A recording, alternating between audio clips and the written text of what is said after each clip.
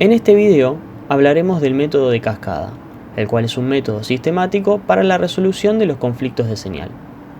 Habíamos visto con anterioridad que los conflictos de señal se presentan en ciertas secuencias y nosotros podemos darnos cuenta de eso realizando el diagrama espacio-fase y el análisis de conflicto de señal. Este método de cascada consta de 3 reglas. La primera de ellas es que debemos dividir la secuencia en grupos de forma tal de obtener la menor cantidad de grupos posibles sin que se repita una letra. Acá nosotros tenemos la secuencia A más, A menos, B más, B menos. Vamos a dividir las letras A para que no se repitan en los distintos grupos. En este caso vamos a tener un grupo con una letra A y por ahora tenemos el resto de las letras que son una letra A, una letra B y otra letra B. Vamos a separar estas letras B para que no se repitan y de esta forma vamos a obtener la menor cantidad de grupos posibles, que van a ser 3, grupo 1, grupo 2 y grupo 3, y en ninguno de ellos se repiten las letras. La segunda regla de la cascada nos dice que se obtienen tantos relés de grupo como grupos menos 1 haya. Entonces, en este caso que tenemos 3 grupos, vamos a tener solamente 2 relés de grupos. Para el grupo 1 será el relé K1 y para el grupo 2 será el relé K2. Y luego, por último, entra nuestra tercera regla, que nos dice que el último grupo estará dado por los contactos normalmente cerrados de todos los relés de grupos. En este caso, vamos a colocar acá NC. El tercer grupo va a estar dado por los contactos normalmente cerrados de el relé de grupo K1 y el relé de grupo K2. A continuación, lo que vamos a hacer es realizar la lógica cableada con los sistemas de mando y de potencia para resolver esta secuencia. Acá en el diagrama espacio-fase lo que hice fue realizar con color verde las mismas divisiones que habíamos hecho acá con color rojo. ¿Sí? Dividimos y tenemos el grupo 1, que es el primer cuadradito, el primer movimiento, el grupo 2, que son los movimientos 2 y 3, y el grupo 3, que es el último movimiento de todos, el último cuadradito. En este caso yo ya realicé mi esquema electroneumático con los actuadores A y B, y ambos poseen una electroválvula 5 vías, 2 posiciones de tipo biestable. Por lo tanto, vamos a tener 4 solenoides. Los solenoides impares, es decir, Y1 e Y3, que van a provocar los avances del actuador, y los solenoides pares, Y2 e Y4, que van a provocar el retroceso de los actuadores. Por lo tanto, lo que vamos a hacer es colocar estos 4 solenoides en nuestro sistema de potencia.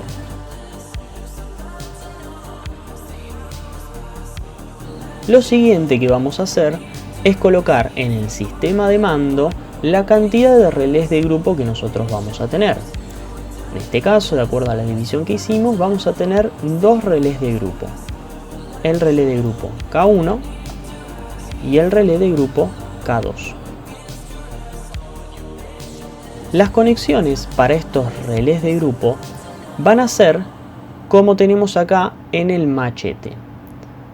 Vamos a tener un contacto normalmente cerrado justo por encima del relé de grupo, un contacto normalmente abierto que le dará una retención eléctrica a ese relé y una condición de activación, que ahora veremos de qué se trata. De acuerdo a este machete, nosotros tenemos acá nuestro relé de grupo. Este contacto normalmente cerrado será del relé de grupo siguiente y este contacto normalmente abierto será del mismo relé de grupo para realizar la retención eléctrica.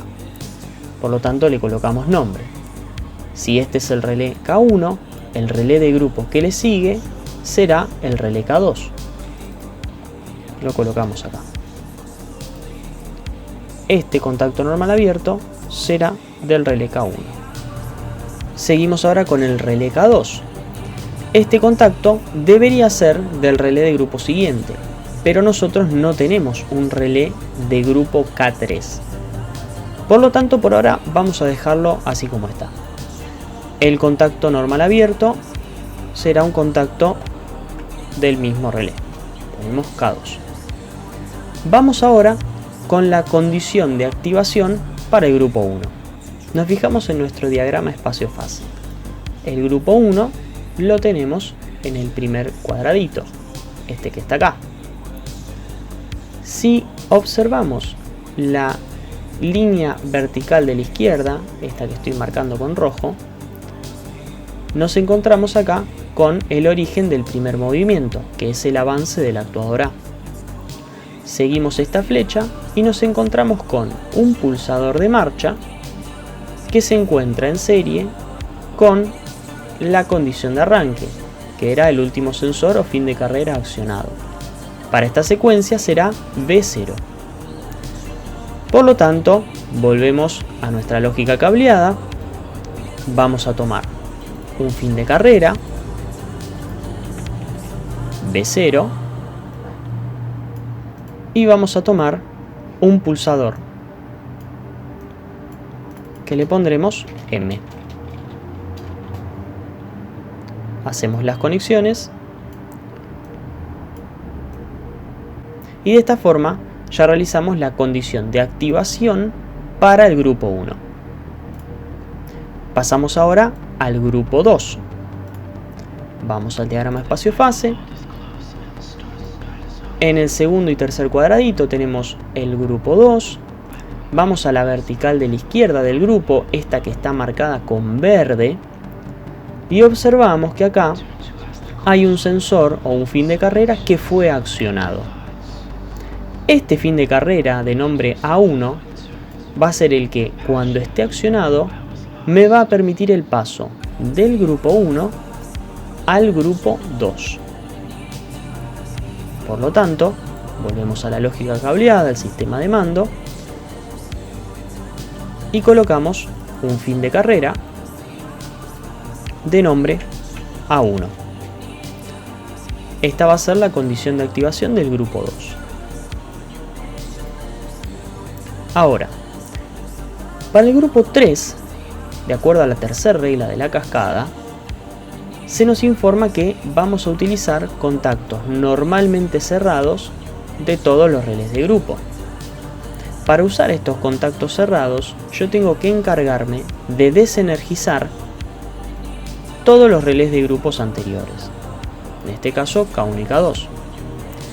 Por lo tanto, este contacto normalmente cerrado, que se va a encargar de la desenergización del relé de grupo K2, tiene que ser aquel sensor o fin de carrera que me permita el paso del grupo 2 al grupo 3. Para eso nos fijamos en esta línea vertical verde y observamos que es el sensor o fin de carrera B1 el que permite el paso del grupo 2 al grupo 3. Entonces, este contacto normal cerrado lo vamos a configurar como un fin de carrera de nombre B1.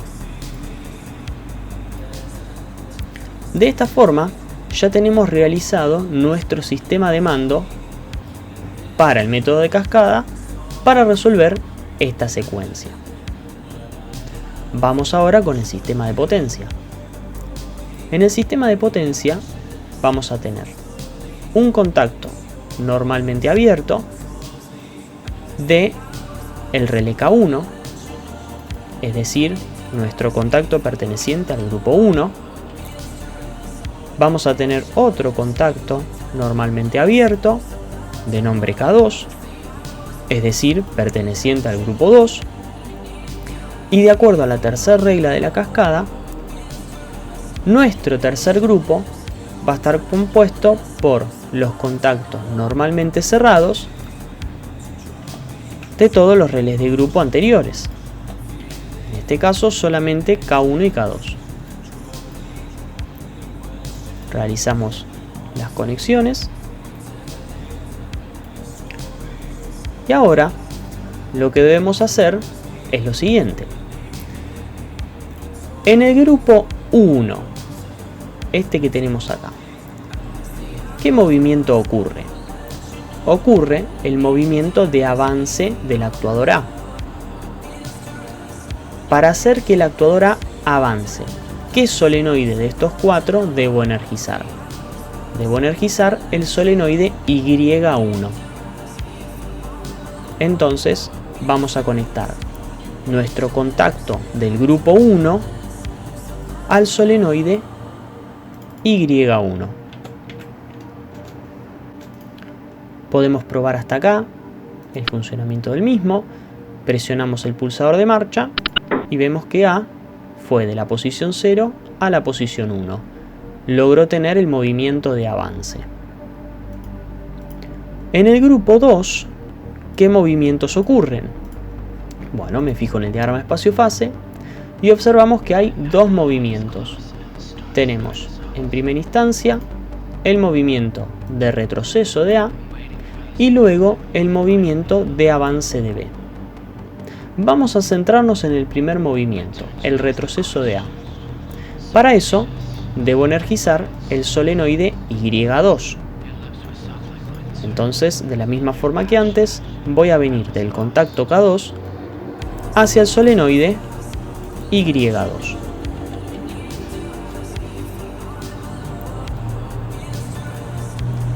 Luego, vamos a proceder con el segundo movimiento, el avance del actuador B.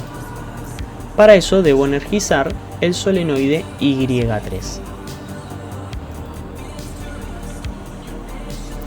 Ahora, si yo conecto Y3 directamente al contacto K2, cuando este contacto se cierre, la corriente va a atravesar el camino de energización de I2, pero también el camino de energización de I3. Por lo tanto, estos dos solenoides van a quedar energizados al mismo tiempo. Y eso nos va a provocar a nosotros una secuencia con movimientos en simultáneo, que no es nuestra secuencia ejemplo. Por lo tanto, en este camino yo voy a tener que conectar un fin de carrera. Vuelvo al diagrama espacio-fase y observo que dentro del grupo 2, este que tenemos acá, el fin de carrera A0 es el que cuando está accionado le envía la señal de avance al actuador B. Por lo tanto, en nuestra lógica cableada vamos a colocar un fin de carrera de nombre A0 para energizar el avance de B. Podemos simular hasta ahora.